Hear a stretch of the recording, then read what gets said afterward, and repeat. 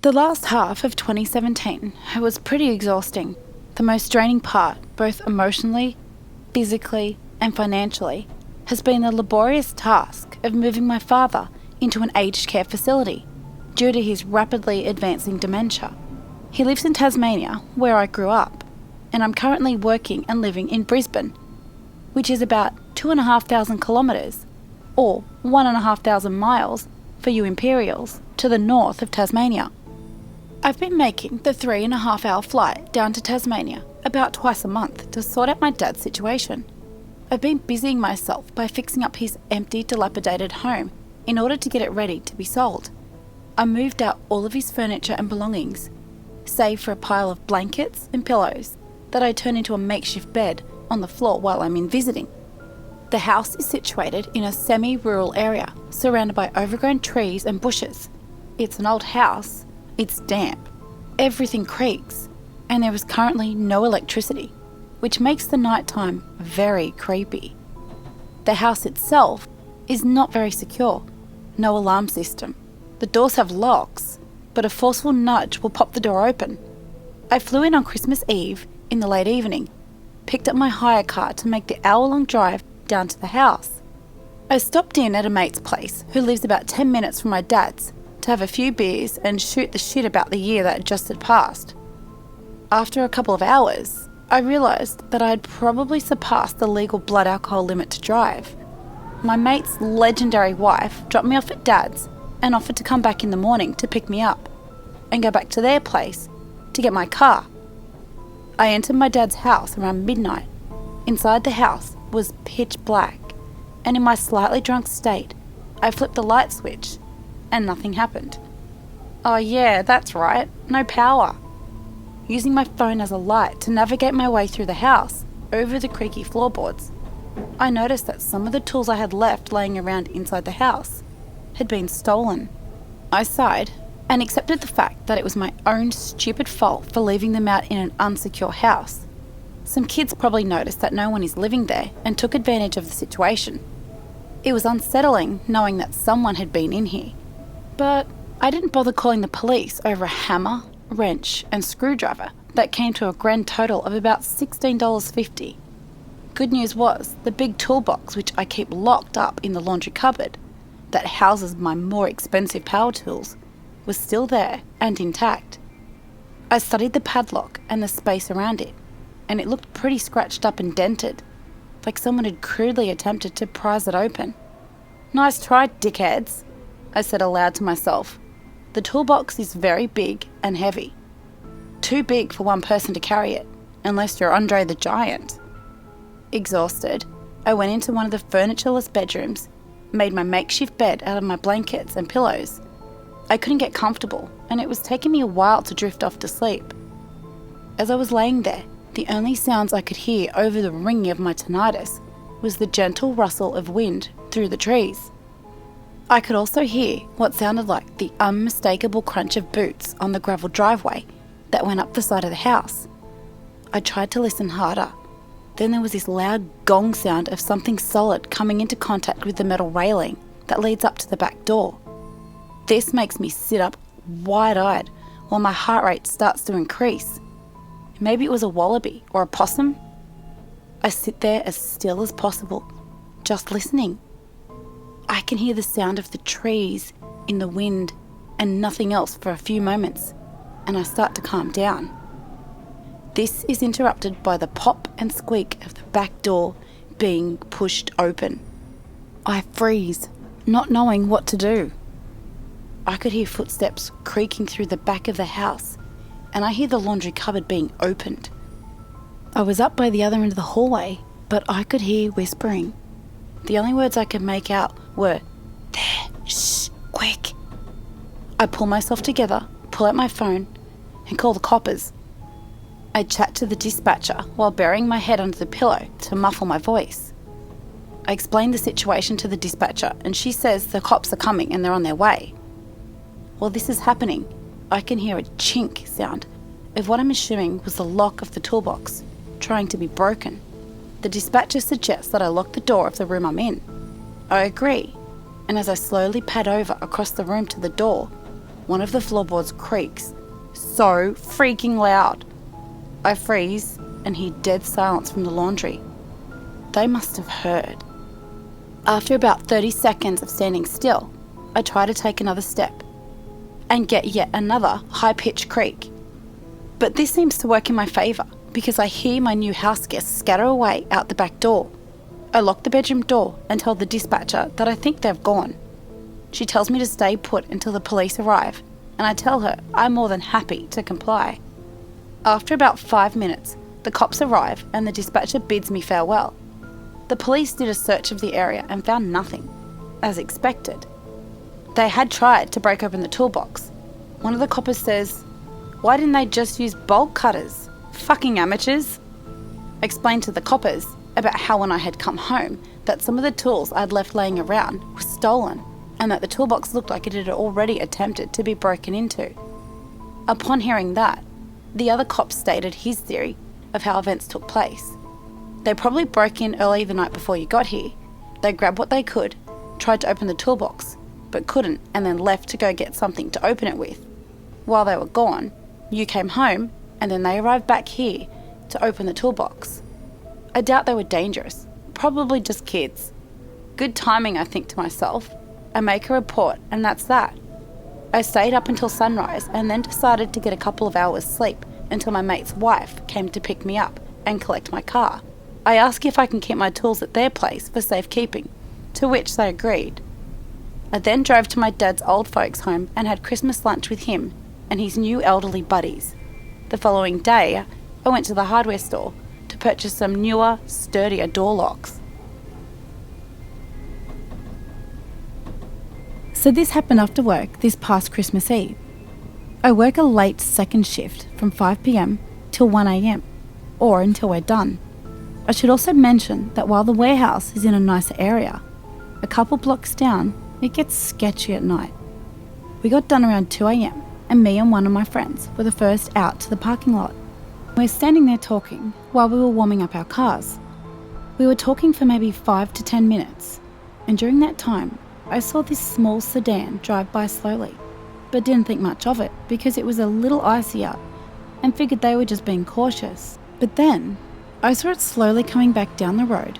It came from the west and pulled in and parked in the parking lot across from it, which was strange because it's a welding shop parking lot and no one is ever there past 10 p.m, other than police doing speed traps. I pointed it out to my friend and he said he noticed it as well and thought it was weird. Then this big dude got out of the car and walked across the street over to me and my friend, while the car he got out of drove off. He asked my friend for a smoke, and as he did that, I walked over to my car to start scraping it off, and so he would hopefully just not talk to me. But as soon as I stepped back out of my car, with my wallet in hand, so I could use one of my cards to scrape the windows, he called over to me. I didn't want to be rude, even though something felt off about the situation. But I figured, there's cameras watching me, and the rest of the workers should be out within 10 minutes, so I'll be fine. I'm 6 foot, 180 pounds, and the dude was a good bit bigger than me. I'm guessing he was 6'2", maybe 6'4", and a solid 250 plus pounds. He was trying to make small talk with me, asking me about what we do there, how it sucks we have to work on Christmas Eve. Just random bullshit. But I got the feeling he was sizing me up. So even though I have extreme social anxiety and can usually barely make eye contact even with people I know, I remember my grandpa always telling me if I'm in a sketchy situation with someone to stand tall, chest out a bit, make direct eye contact the entire time. Essentially, do whatever to make you look like you aren't scared or nervous, so you look like you're more trouble than you're worth. I saw him keep looking down towards my wallet, so I took a small step back so I could make sure I was in the view of the cameras. Then he said, "So, hey man, do you think you could give me a ride to my house? It's just right down the road." Now the grocery store he said his car ran out of gas at is about a mile down the road to the east, but yet the dude came from the west. And also, if he needed a ride to his house in the west, why wouldn't he have just got one from the person who dropped him off, who came from that direction in the first place? I then remembered reading online somewhere that around the holidays, people will do whatever they can to get someone to give them a ride, and then they force them to take them back to their house and rob them. I'm like, nah, this dude is trying to rob me. So I just walk backwards towards my car, since I know I have a giant utility knife under the seat, and tell him I'm good and to please get off our company property. And he was like, come on man, it's Christmas Eve, while looking visibly pissed. And I said, that sucks, dude. Get off the property. I'm in my car, and he can see me reaching under the seat. He then turns, walks away, disappears in the alley a block away. I then go over to my friend's car to tell him what happened, and he said the dude was trying to get him to give him money for smokes. And then he tried to get him to give him a ride to the ATM. 2 days later, a picture of this same guy is on the local police department's Facebook page, asking for information on him because he was wanted in relation to a string of armed robberies that happened during Christmas week. I'm a 22-year-old male and I live in a large city in the Midwest. Now, I drive for Lyft while putting myself through trade school. I drive for other similar companies, but that's besides the point. I have many horror stories from those as well, but I'll tell you those another time. It was Christmas Eve 2020. I was out running Lyft for a few hours before heading to my mum's with my new baby and wife. Nothing special going on that night. Just the usual. I get a ride request. It was a pickup from this kind of lower income apartment complex. No big deal. I arrive and find my passenger. He has all of his belongings, several boxes of stuff. Now, my car is a 2006 Chevy Impala, so it's not too big. We get all his stuff loaded up, barely, and are on our way. During the ride, he's crying, saying his girlfriend was cheating on him, and he had walked in on them earlier that night. He couldn't stay there because it was her name on the lease, so I was taking him to a hotel. Now, in my city, we have a street that is well known for having vices, hookers, drugs, gangs, weapons, and shady motels. The works. We get to the motel. He asks me to wait for him to check in and get his key. No problem, man, I say. I'll confess, I break the rules a little when it comes to Lyft. I have a gun hidden in a concealed holster secured to the underside of my driver's seat for protection. Reason being, driving Lyft and other contract apps, I've had knives and guns pulled on me, as well as people have tried to fight me, rob me, and all kinds of other things. But like I said, another time. This motel was on that street I mentioned before. Homeless people were everywhere. There was a dude on the far corner of the complex who'd been engaging in some rather illegal activities and was now passed out against the building. I'm a big fan of true crime and horror narration, so I'm on edge. He gets his key. The whole motel is ground level, so to help the guy out, I drive to his door. As I mentioned before, he had a lot of stuff, so I started to help him unload his things. Well, on my second trip getting the stuff, I saw a guy come out of a room just to the south of my car, followed by two ladies. One of the ladies pounded on the door, then opened it. That's when I saw the guy raise a shotgun up out of his long coat and storm into the room.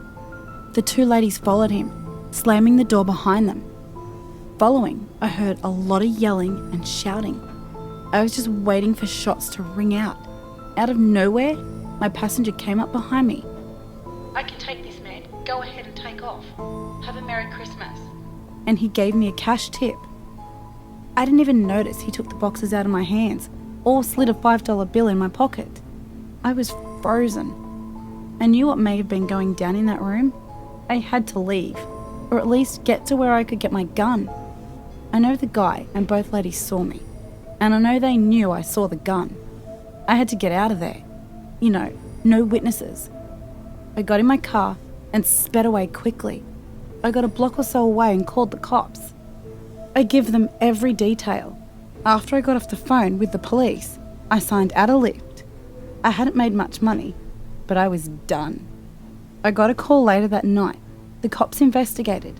They never found the gunman or the women, They never answered the door I saw them come out of, and the occupants of the room they went into said nothing had happened, and that I was just full of shit. But I know what I saw, and I'm not crazy.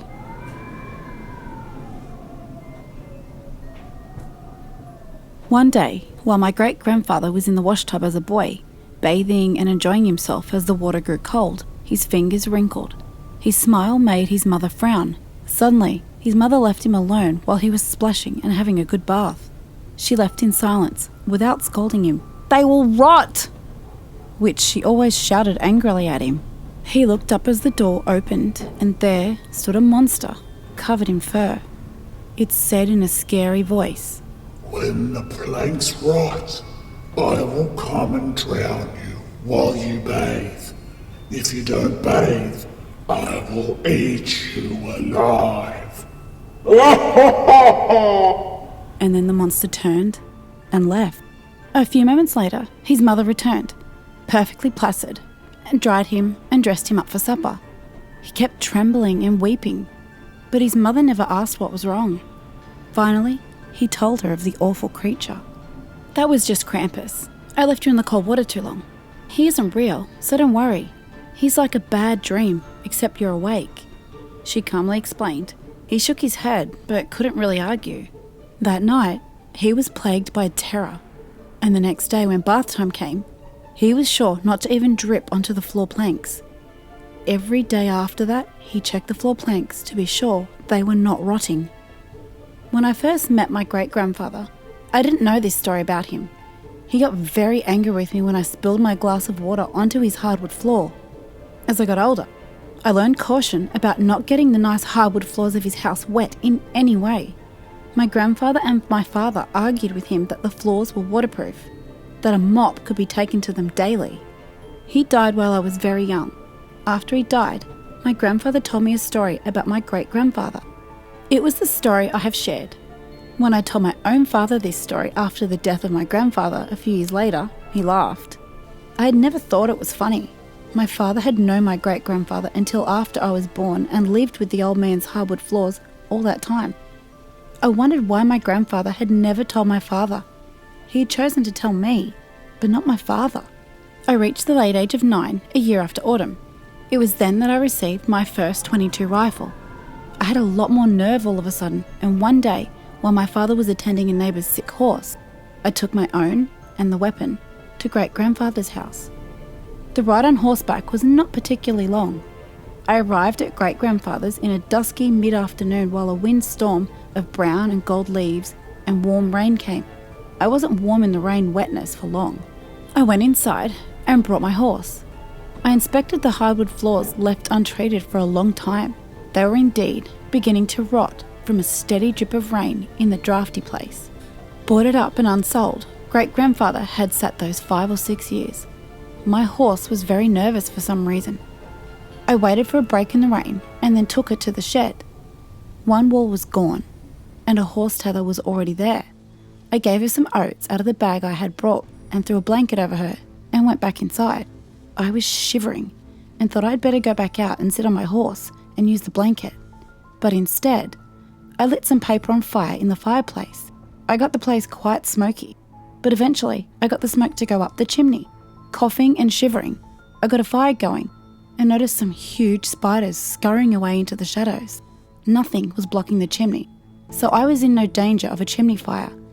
I warmed myself up and ate some cheese I'd brought. Night fell, and I wondered what I was doing. Then, as I drifted into a light sleep, I heard the sound of hooves on the back porch. For a brief moment, I thought it must be my horse, but quickly realised that was no horse making those footsteps. I grabbed my rifle and loaded in the .22 caliber rimshot style bullet into it. The door swung open, and there stood the monster, Krampus. His fur was white, and his horns glistened in the firelight. His eyes were pitch black with white pupils, and a fog of his breath obscured his gaze. The one hand he held the door open with had long, thick fingers, twisted yellow fingernails. His other hand formed a great fist, clenched in rage. His beard had dreadlocks dangling silver bells, and his matted fur gave a fetid odour of potpourri, cinnamon, and fermented beer steins. The most shocking thing was not his cloven hooves, but the satire that rode above his legs. He crossed the rotting floor planks in a gallop. My defiance in coming here had brought this horror upon me. There was no escape. I was terrified and shaking at the sight of it. Loathing commanded me to defend myself, a deep-seated rejection of the living nightmare. I fired the weapon and the bullet struck him in the shoulder above his heart. A fine and almost unnoticeable mist of red blood mingled with the firecracker smoke of the little rifle. I could see some blood around the wound. As he neared me, he was really pissed off and produced a wooden shoe in one hand and a switch in the other. He proceeded to beat me first with one and then the other. I fought back by kicking his knees and swung my rifle until it connected with his jaw. The monster Krampus made a bleating sound that sounded like German profanity. Krampus spit out a bloody fang. He planted a hoof on my chest and pinned me and tossed away his instruments to take my gun. With his eyes widening, he devoured my gun, bite by bite. I could hear the metal shrieking as he masticated. Then his eyes stared down at me. One of Krampus's massive hands gripped me, and he dragged a washtub of icy water over to the middle of the floor. He plunged me into it and held me in the cold water, face down, trying to drown me. Oddly, while facing death, I wondered where the washtub had come from. I hadn't noticed it earlier. Then he lifted me up into the air with ice water pouring off me and bellowed a horrible and enraged blast into my face. For a moment, the terror I felt was almost numb. I'm sorry, I said. I hoped that my offensive insolence could be forgiven. The cold water and the bruises from the beating I'd taken were a shivering soreness that made my choked voice sincere. The grip released me to collapse onto the rotting floorboards. Then the creature went back to whatever shadowy veil it came from to find me. I tried to tell myself it was all a dream, but my bruises, my wet clothes, and my missing weapon convinced me I had actually met the legend. It took me half a century to tell my story, but I remember it always.